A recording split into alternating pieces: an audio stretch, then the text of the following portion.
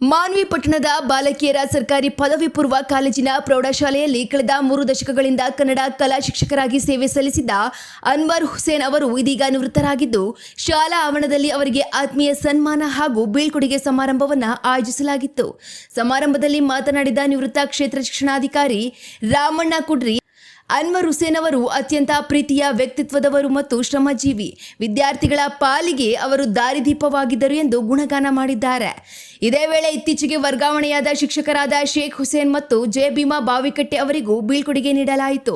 ಕಾರ್ಯಕ್ರಮದಲ್ಲಿ ಮಾತನಾಡಿದ ನಿವೃತ್ತ ಶಿಕ್ಷಕ ಅನ್ವರ್ ಹುಸೇನ್, ಶಿಕ್ಷಕ ವೃತ್ತಿಯ ಸುದೀರ್ಘ ಪಯಣದಲ್ಲಿ ಸಹಕರಿಸಿದ ಎಲ್ಲರಿಗೂ ಅಭಿನಂದನೆಗಳು. ಮುಂದಿನ ದಿನಗಳಲ್ಲಿ ನನ್ನ ನಿವೃತ್ತಿ ಜೀವನವನ್ನು ನೆಮ್ಮದಿಯಿಂದ ಕಳೆಯುತ್ತೇನೆ ಎಂದು ಭಾವುಕರಾಗಿ ನುಡಿದಿದ್ದಾರೆ.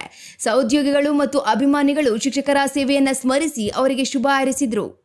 ನಿವೃತ್ತಿ ಅಂತ ಬುದ್ಧಿನ ಮಕ್ಕಳೇ, ಈ ಕಡೆ ನೋಡ್ರಿ ಒಂದು ಸ್ವಲ್ಪ.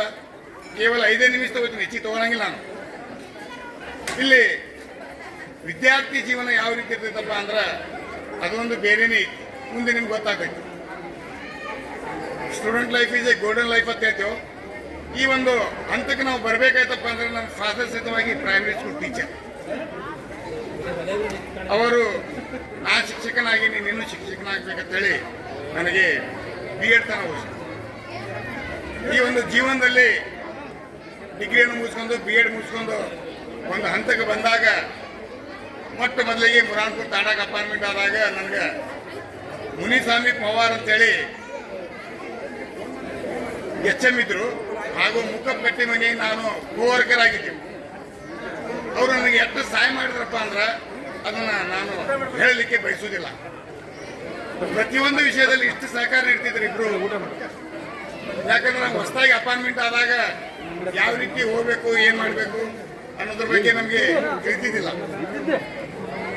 ಹಾಕಿಸ್ಕೋಬೇಕಂದ್ರೆ ಭಯ ಬರ್ತಿತ್ತು. ಈ ರೀತಿ ಇದ್ದಾಗ ನನಗೆ ತುಂಬ ಒಂದು ಸಹಾಯ ಮಾಡಿದರು. ನಂತರ ಅವರು ಟ್ರಾನ್ಸ್ಫರ್ ಆಗಿ ಕ್ಯಾತಗಿರಿ ಬಚ್ಚೆಗೆ ಹೋದರು. ಕ್ಯಾತಗಿರಿ ಅವರವರು ನಂತರ ಅವರು ಮುಖಪೇಟೆ ಮನೆ ಸರ್ ಈ ಕಡೆ ಆಗಾಪುರ ಪೇಟೆ ಬಂದಿಂದ ನಾನೇ ಚಾರ್ಜ್ ತಗೊಂಡೆ.